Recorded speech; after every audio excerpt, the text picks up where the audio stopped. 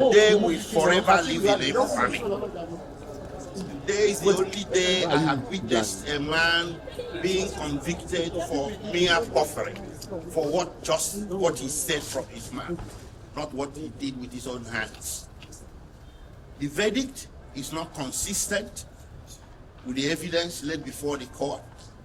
The sentence is overbroad, cruel, and unusual. How can you convict a man for making mere broadcasts from a location that was never named, and he never tied that broadcast to any single incident of violence, or even someone slapping someone, not to talk of terrorism? He did all this. He didn't lay any evidence. I don't know where this whole verdict can be grounded in law, logic, or facts. We disagree with the judgment vehemently, and we are going to fight it from here onwards until justice is done.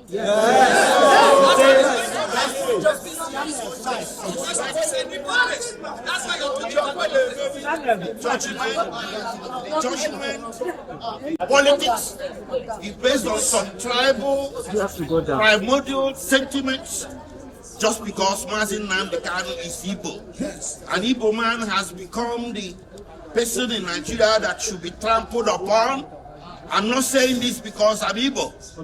I'll say it for the House of Yoruba who gets trampled upon. But today we saw an Igbo man being trampled upon, and by God Almighty, we are not going to allow it. It will not stand. Nobody is going to trample on me.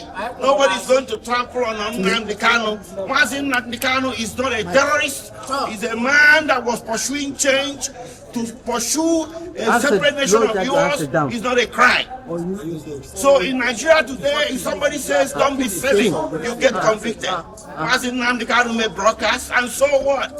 And you convict him for terrorism for mere words in the Federal Republic of Nigeria. What kind of precedent is being laid? So from here, we are heading to the Court of Appeal. The Court of Appeal is the only court in this country, or the next court in this country, that sits as a jury. We are going to approach justices there to check out what happened in court today. And we are pretty sure the justices will agree with us that today was the symbol of the travesty of justice that everybody has been suspecting all along. If the Court of Appeal disagrees with us, we head to the Supreme Court. But by God Almighty, Nnamdi Kanu is not going to stand convicted. He's going to get overturned. Thank you. First of all, I want to talk to the Igbos that nobody should take laws into your hand. I'm assuring you, this judgment is predicated on anger. Thank God that the judgment was streamed live and everybody watched it. You will see the anger in delivering the judgment, and it's not predicated on law. Now, I also want to let you know that this charge, that the investigation that gave rise to this charge was not investigated, because Nnamdi Kanu's statement, purported statement, was rejected by this court, and they did not tender any document as investigation report. That is to say, the investigation was not, the offense was not investigated. Having said that, also something that happened in court today, Nnamdi Kanu filed a matter in Court of Appeal, and he's asking, my lord, that particular matter I filed in Court of Appeal anchored on this particular issue. Please, can you just suspend this judgment? Let Court of Appeal direct what to do. My lord refused.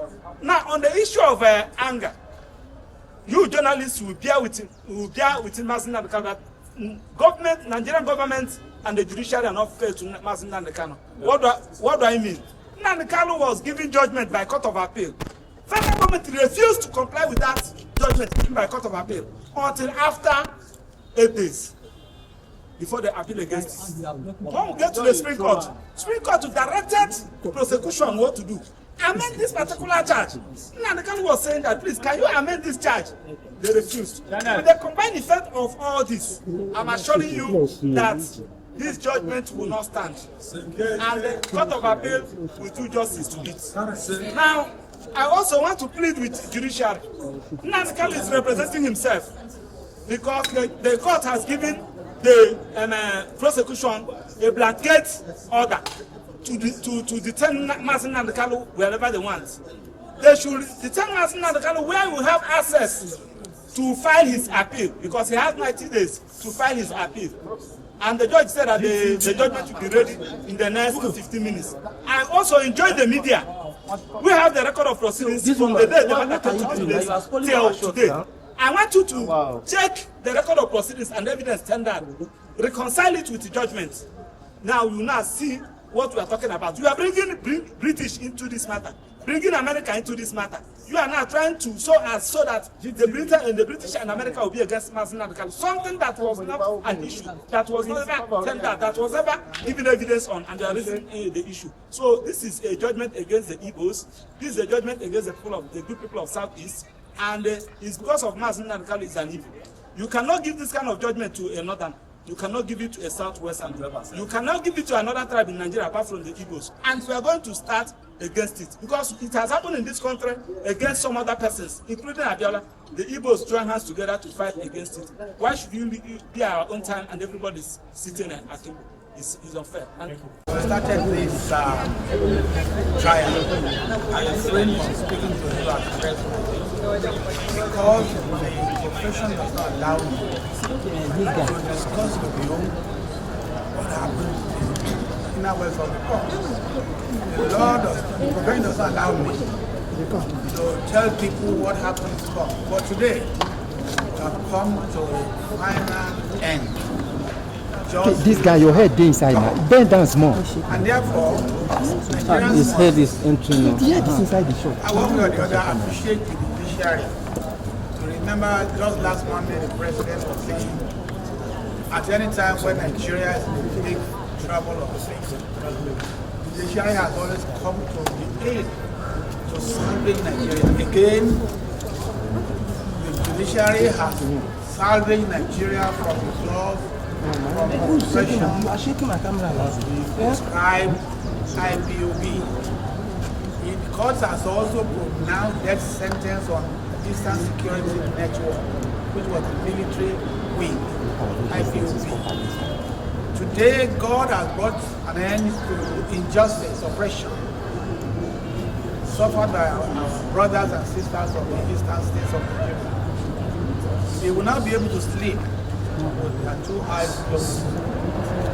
What is important is that every Nigerian must consider issue of security as his personal business. When you look away, when you compromise, or when you show fear, you are encouraging the miscreants, the vandals, the criminals, the terrorists to fester. This issue ought not to have festered for that long. Nigeria is our own country. We have no other country we can call our own. Secondly, it is our responsibility as Nigerians to help the government by way of information. You had during the trial information concerning how several heads of human beings were used to bury somebody who is a criminal. So just because people are afraid, we all must be courageous enough to confront terrorism, criminality, and all sort of things. I know that, political insinuations or perspective will be put into this matter.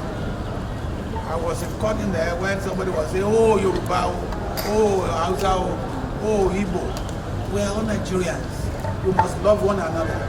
We must not compromise the security of the country on the basis of those modern sentiments. So I congratulate Nigeria today for seeing the end of this, and let it be a warning to those who may think they are bigger than Nigeria. Nigeria is bigger than every one of us. The law is bigger than every one of us. And the law will take its course to deal with miscreants, to deal with terrorists, to deal with criminals. You know, all of us are victims when we keep quiet. All of us are victims when we don't do what we ought to do. Therefore, let everybody be a Nigerian. Thank you. No, sir.